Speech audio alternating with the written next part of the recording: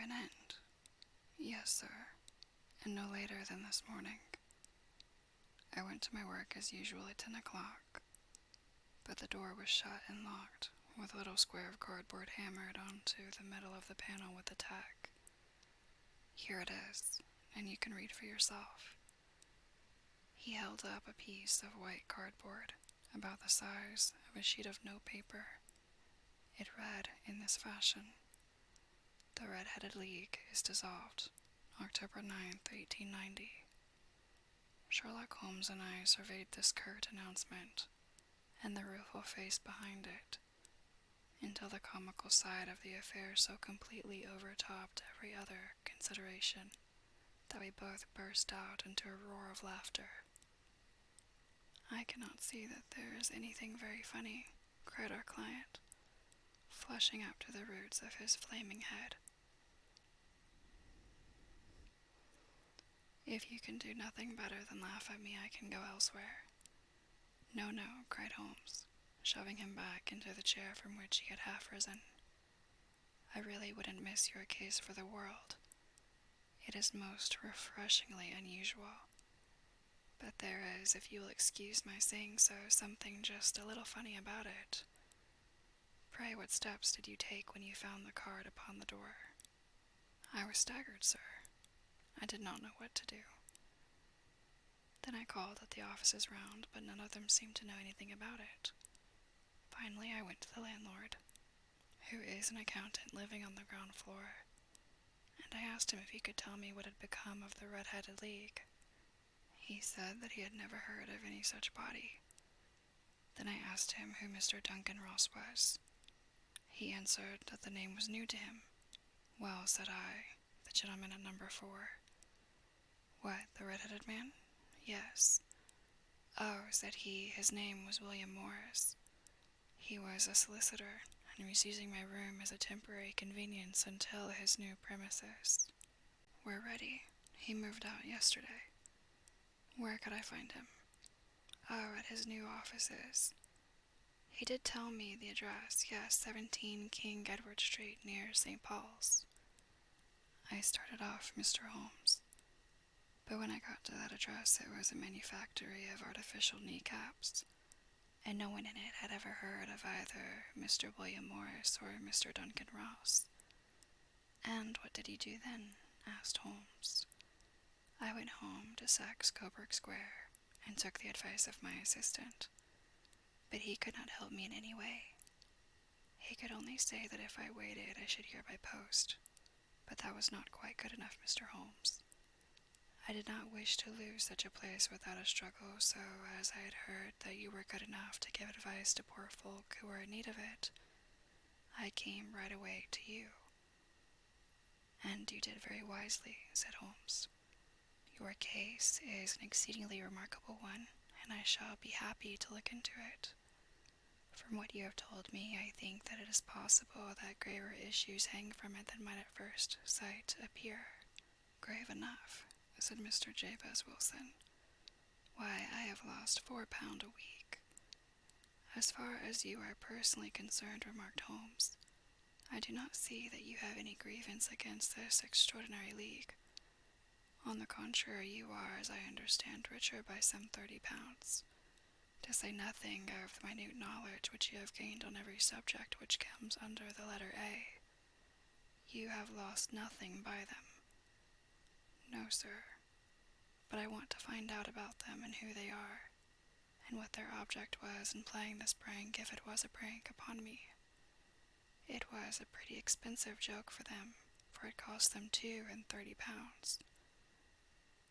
I shall endeavor to clear up these points for you. And first, 1 or 2 questions, Mr. Wilson. This assistant of yours who first called your attention to the advertisement, how long had he been with you?" "About a month, then." "How did he come?" "In answer to an advertisement." "Was he the only applicant?" "No, I had a dozen." "Why did you pick him?" "Because he was handy, and would come cheap." "At half wages, in fact." "Yes." "What is he like, this Vincent Spaulding?" "Small, stout-built, very quick in his ways, no hair on his face, though he's not short of 30, has a white splash of acid upon his forehead.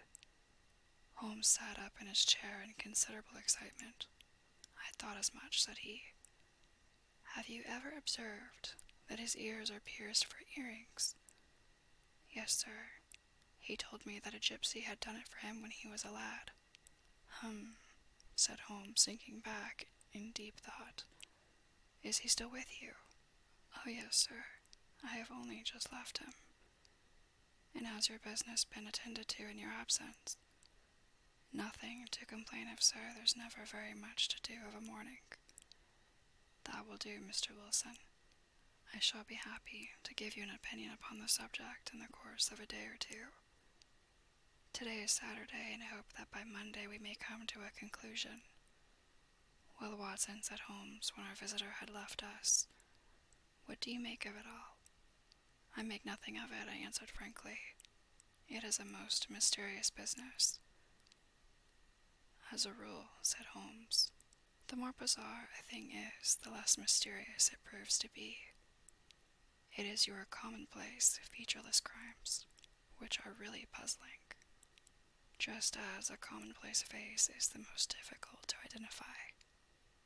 But I must be prompt over this matter." "What are you going to do then?" I asked. "To smoke," he answered.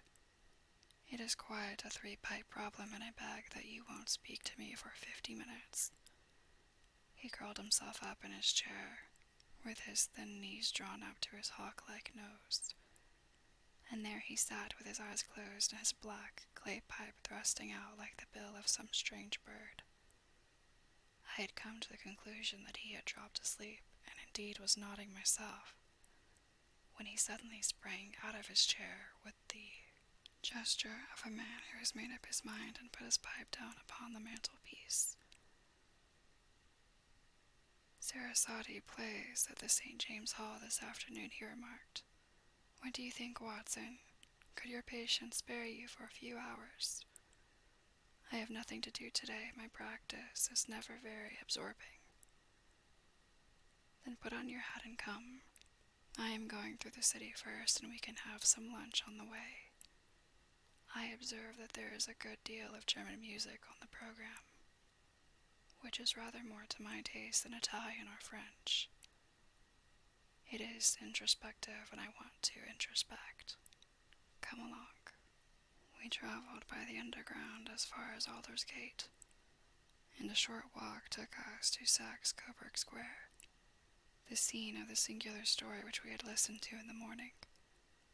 It was a poky, little, shabby, genteel place, where 4 lines of dingy 2-storied brick houses looked out into a small railed-in enclosure, where a lawn of weedy grass and a few clumps of faded laurel bushes made a hard fight against a smoke-laden and uncongenial atmosphere. 3 gilt balls on a brown board with Jabez Wilson white letters upon a corner house announced the place where our red-headed client carried on his business. Sherlock Holmes stopped in front of it with his head on one side and looked it all over, with his eyes shining brightly between puckered lids. Then he walked slowly up the street and then down to the corner, still looking keenly at the houses. Finally he returned to the pawnbroker's, and having thumped vigorously upon the pavement with his stick 2 or 3 times, he went up to the door and knocked. It was instantly opened by a bright-looking, clean-shaven young fellow who asked him to step in. "Thank you," said Holmes. "I only wished to ask you how you would go from here to the Strand." "3rd right, 4th left," answered the assistant, promptly closing the door. "Smart fellow, that," observed Holmes as we walked away. "He is, in my judgment, the 4th smartest man in London, and for daring I am not sure that he has not a claim to be 3rd. I have known something of him before." "Evidently," said I, "Mr. Wilson's assistant counts for a good deal in this mystery of the Red-Headed League. I am sure that you inquired your way merely in order that you might see him." "Not him." "What then?" the knees of his trousers. And what did you see? What I expected to see. Why did he beat the pavement? My dear doctor, this is a time for observation, not for talk. We are spies in an enemy's country. We know something of Saxe-Coburg Square. Let us now explore the parts which lie behind it. The road in which we found ourselves as we turned around the corner from the retired Saxe-Coburg Square presented as great a contrast to it as the front of a picture does to the back. It was one of the main arteries which conveyed the traffic of the city to the north and west. The roadway was blocked with the immense stream of commerce, flowing in a double tide inward and outward, while the footpaths were black with the hurrying swarm of pedestrians. It was difficult to realize as we looked at the line of fine shops and stately business premises that they really abutted on the other side upon the faded and stagnant square which we had just quitted.